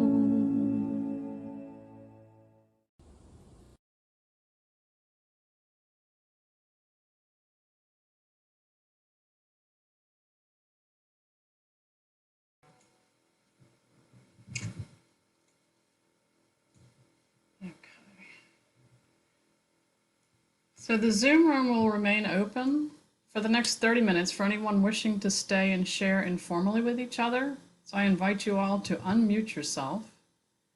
The chat room will also be open for your use. You're welcome to share popcorn style as far as muting and unmuting yourself. And as you already know, we've created an Esther Robertson Leadership Fund to make it easy for you to contribute, and we'll put the link in the chat if there's something you feel called to do. So I invite you to switch your view to gallery. I'm not going to try to keep up with everybody who's speaking, and again, please unmute yourself and share as you would like.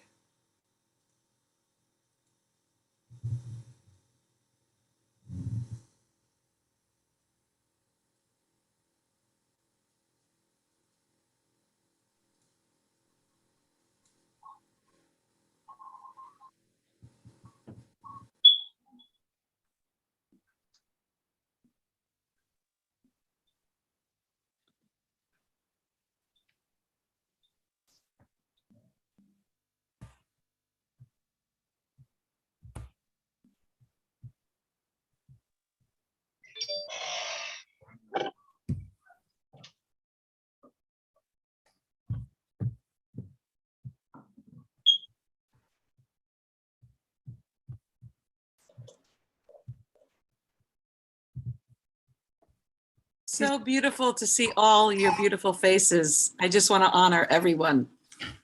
And thank you for putting this together. I'm Hilda from the Midwest area. So wonderful and beautiful. Hi, Hilda. I'm Marianne Armour, and I received an amazing gift from Esther during this. I did my Woman Within weekend, and 1 year, well, actually 5 months later, Esther did hers, and I staffed. And what came back to me that I had forgotten about was that for a good couple of years, we loved doing joy together, where we went into this very, very young energy, and just had a fantastic time. And that young energy was something that was an amazing experience, because both of us had experienced abandonment as we were babies. So I look back on that, and that was just one of the amazing experiences with Esther. And I look to see the beautiful faces before me, some of whom I know very well and some I don't. And I'll take all of you with me as I live whatever time I have left. Blessings.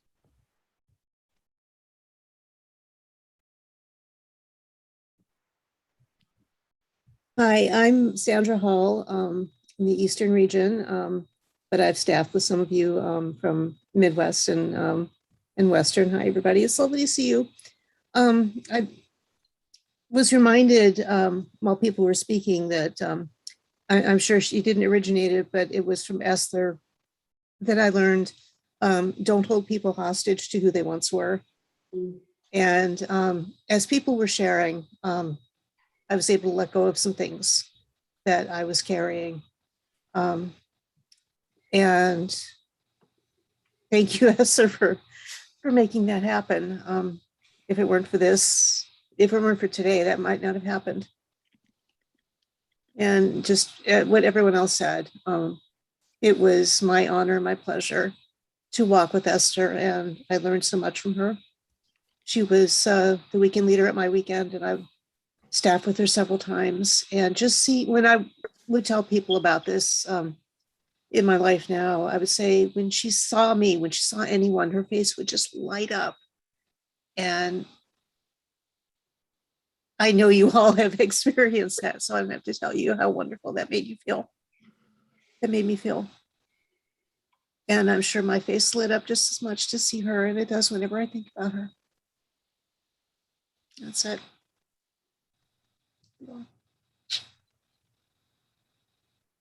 Hi, I'm Stephanie. I'm in the Western region, San Diego. Esther was, it's hard. Esther was a part of my process. She was the weekend leader. She, like, you know, when I went through my very first staffing, she was the weekend leader, and I had the honor to be driving her up the mountain and just had this beautiful time with her and got to know her. And I'm paranoid. I mean, I'm just so afraid to staff my first weekend, and here I have like this God with me kind of thing. And it was just so reassuring to have my first staffing, have her be a part of it. And then my last staffing, my very last staffing was the week before the quarantine hit. And I have never felt more powerful than I was staffing that weekend, you know, February 2020. And I drove her around and I spent all this time with her.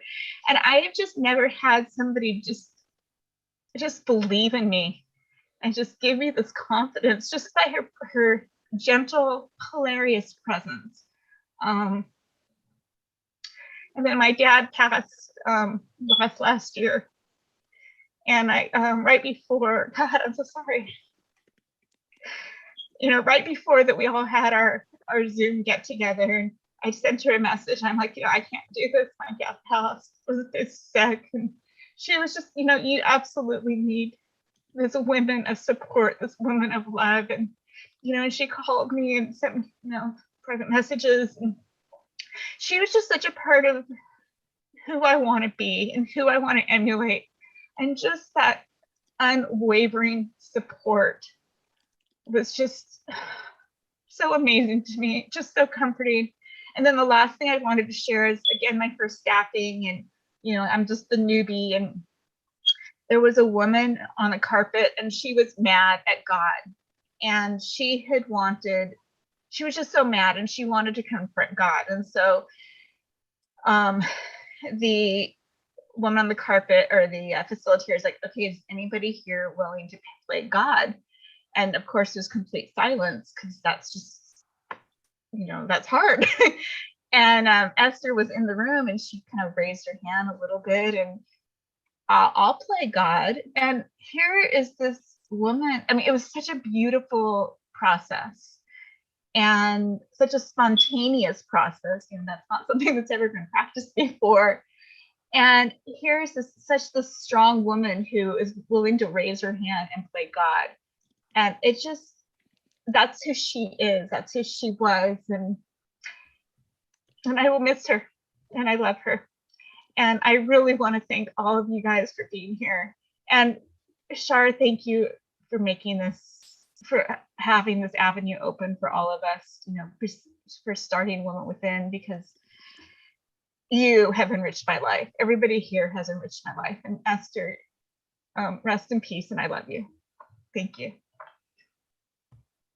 Hi, everyone. I just want to go back to what I said earlier. And I sat here and I thought of like 5 or 6 times where Esther would She was so herself, so real. And she would like, I'd say, well, let's do so and so, so and so. And Esther would go, yeah, we could do that. No problem. Let's get that done. And then she'd hear from somebody else and say, oh, we can't do that. And she'd just have these looks on her face like it's a surprise always. And oh yeah, we could do it. And she just gave so much of herself in the raw. It was in the raw. And it was even things like you said, I'm a recovering directionally challenged person as well. And so she was like, oh, well, we'll just go the other way then, won't we?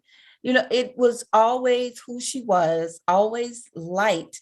And even when I saw her be very, very serious and in tune and on a process in the weekend, I always felt that the participant would always be assured of her trust because she was only going to give that out. She was only going to keep that connection. And it was so simple and it came so natural for Esther. Her believability was off the charts. And as I said, totally a trusting soul. And I've already named her my mother crone ally archetype. Yes. I wanted to share something with all of you. I don't know if everyone read in the chat the mission statement that Ali and Jennifer shared that had come from Esther, that Esther's mission statement was, as I mend my broken wing, I help other women fly. And just before Esther died, I was getting ready. I created this and I was getting ready to send this to her. Wow. And I had never heard that mission statement from her. And this is an albatross wing. And what it meant to me was the albatross is the one who flies ahead of the boat, ahead of the ship to find land. And I think of Esther, and that was how it always felt for me, that she was always a step ahead of me, leading the way. And I think of her now, soaring with both her wings healed and leading the way for us wherever it is she's heading to next. And the other thing I was thinking about was when we say on our weekends, when we sit in circle and someone calls us to the circles of women who surround us, all the ancestors who came before us, knowing that she is now in that circle around us.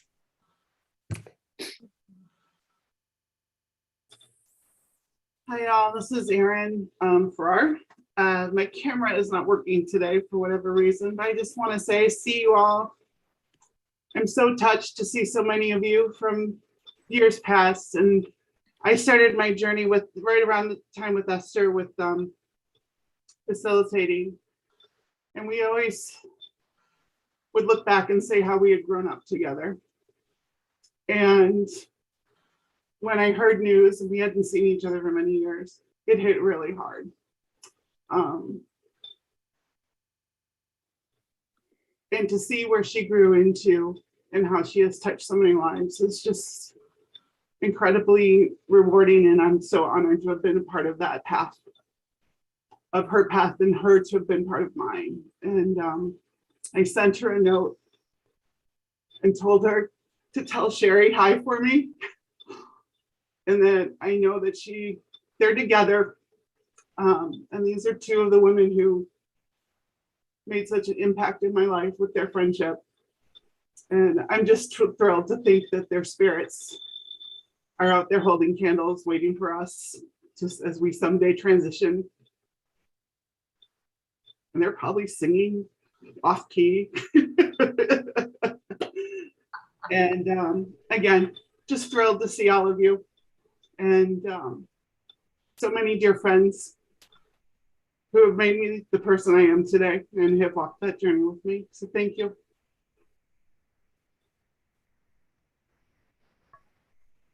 So good to see you all. I have a commitment and I'm going to leave. Wonderful to see so many familiar faces that I have not seen in so long. I've got the medicine bags ready for whatever it happens in the Midwest. Love you all.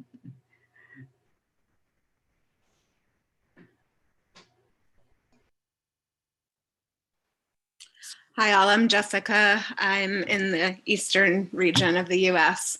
And the last time I got to staff with Esther, I was 12 weeks pregnant and had a lot coming up for me that weekend. I was on the fit track, and especially on the deep descent day, I was having a lot of struggles coming up around protecting my baby and being present for all the women, being present as a facilitator in training. And I took a break at one moment and went outside, and I happened to be at the same site where I had gone through my weekend. And I was standing outside by the trees outside of the room where I had done my deep descent. And Esther came and joined me and asked if she could stand with me. And we stood and looked at the trees. And we both found so much strength in just standing next to each other as women on our own journeys and just looking at the trees. And after a few minutes just standing there together, we started talking and started connecting and laughing about some things, but also she just took a moment and looked at me and invited me to really trust myself and trust all the energies within me, that I was doing exactly what I was being called to do that weekend as a mother, as a woman, and in all of my archetypal energies. And I could, with her support, find all of that within me and continue forward with the rest of that day. And now my 2.5-year-old daughter, who's in the other room, I look at her every day and I see Esther's energy in her and so many of your energy in her too. All of you I've gotten already to spend time with in this journey, and those of you I haven't yet, but hopefully one day we'll get to share in weekends and share in time together. And when I learned of Esther's passing, it was actually in a very challenging day of motherhood for me. And I kept looking at my daughter and feeling all my grief coming up. And once again, I just looked out at the trees and remembered to trust all those parts of me, just like she did too. Thank you. Jess.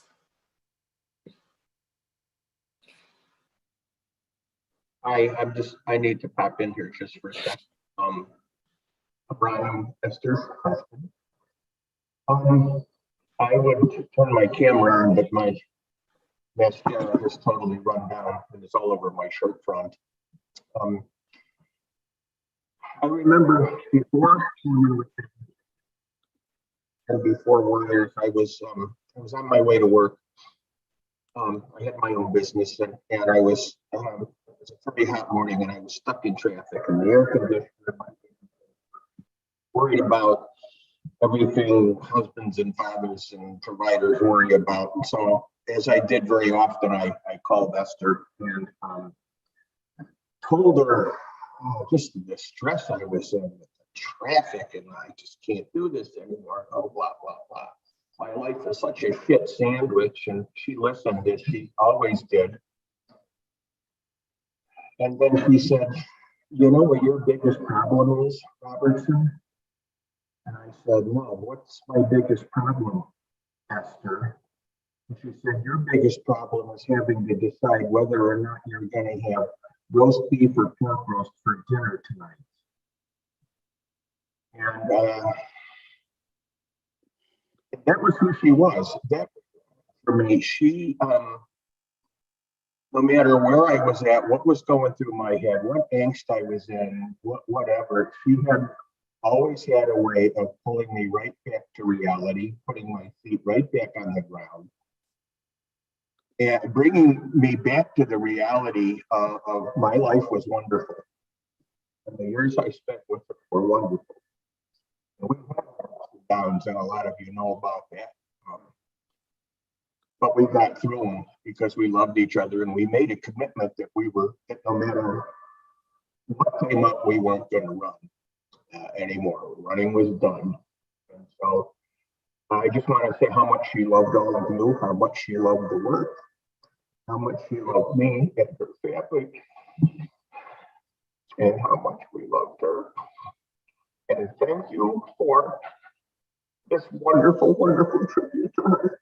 And I'm grateful to you.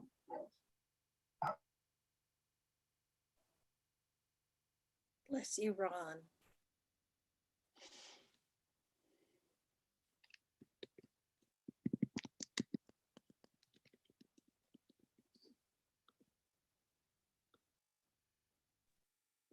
And I have no idea how to get out of the screen. So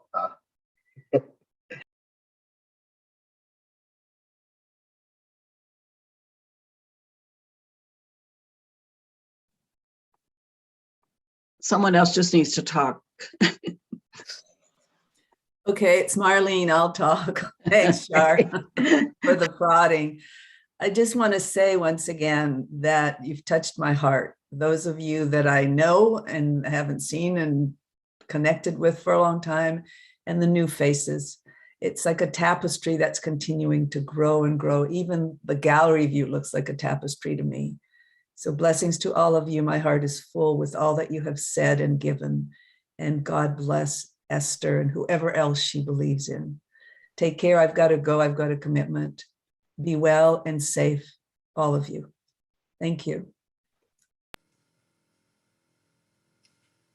This is Kimberly. I just want to let you know we're going to go for about another 10 minutes until quarter after the hour. If anybody else still has shares that they care to share with us. We are very much enjoying this, and thank you all.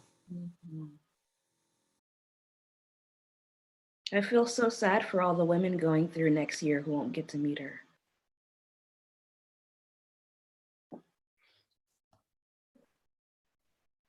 But she'll be there. Yeah, yeah. Well, I'll elaborate a little bit more on that beautiful day that Esther invited me to open up a little more. When she noticed, I believe what she noticed is that I was in a bit of pain that day, and my brain tumor creates neuropathy.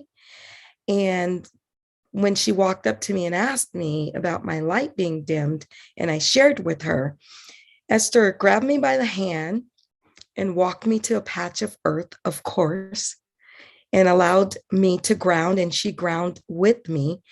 I can't tell you where we were, of course. We don't know. We don't remember where we were.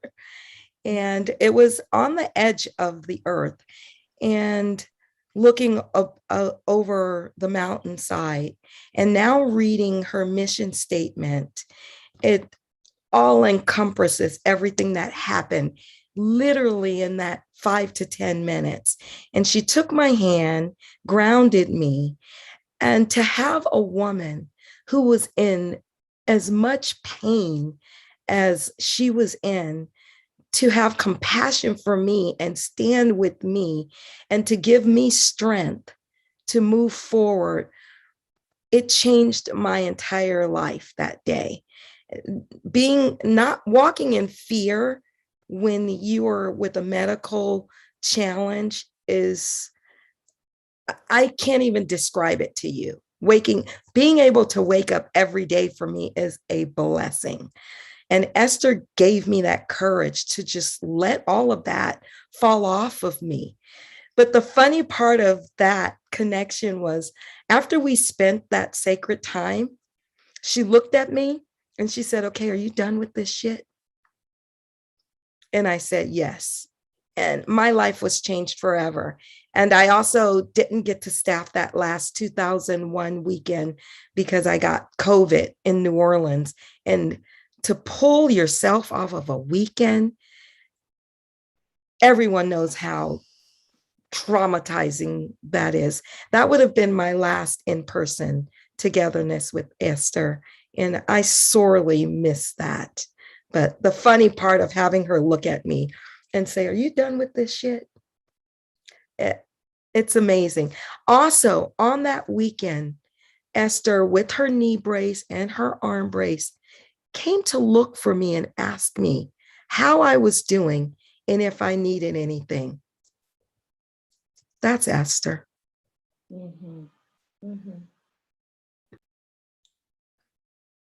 Listening to each of you share, I was reminded of two pieces. One of them, Akua Charlotte, when you were saying her compulsion to, yeah, we can do that.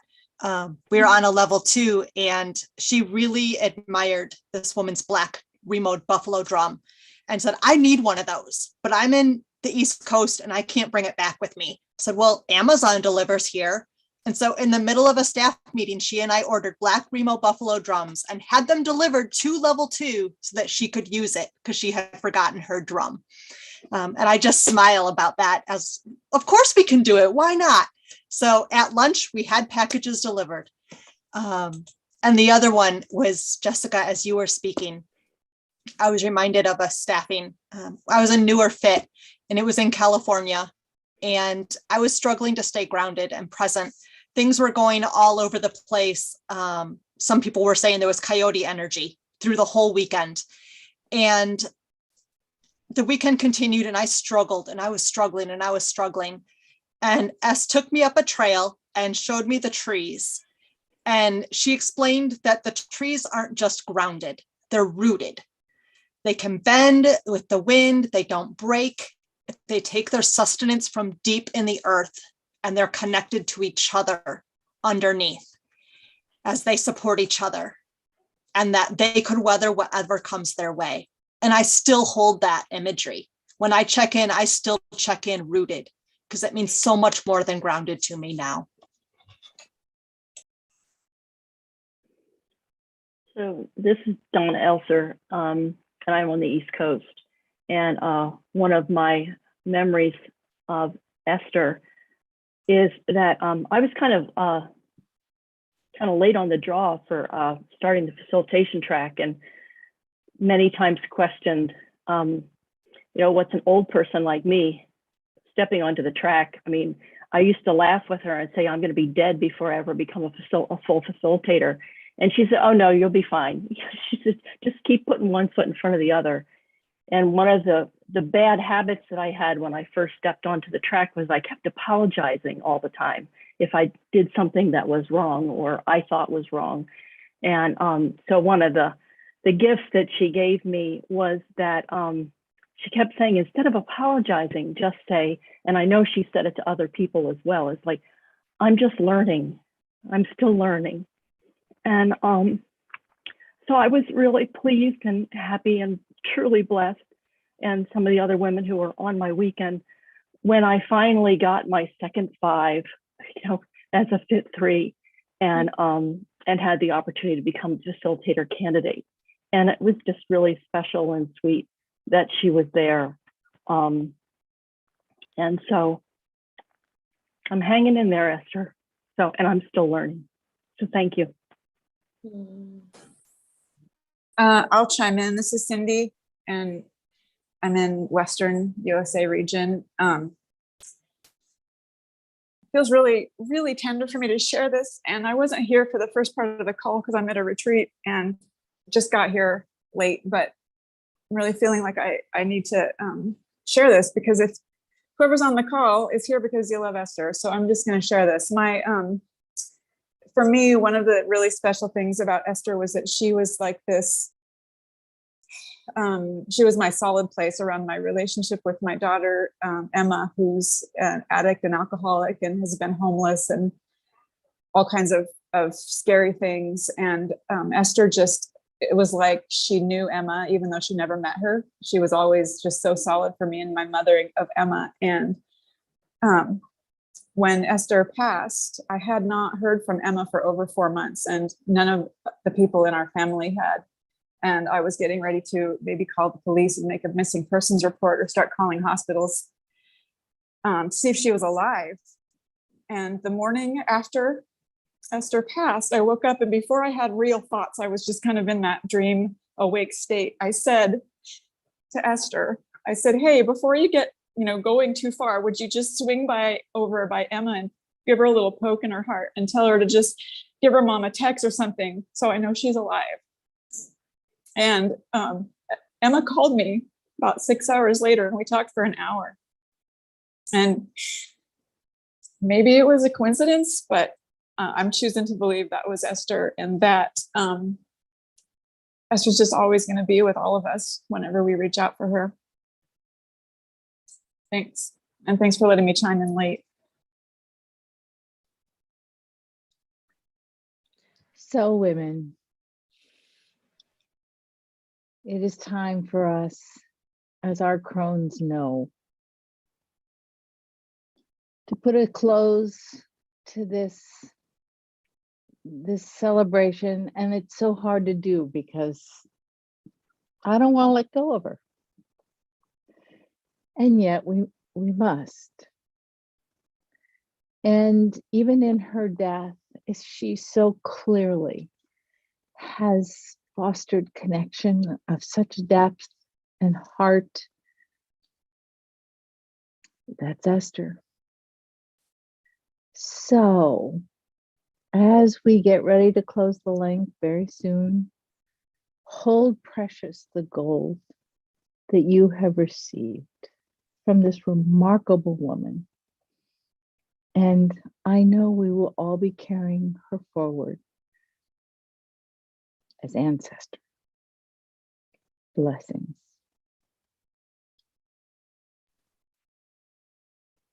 Thank you, Monica. Bye, everyone. Ashe. Ashe.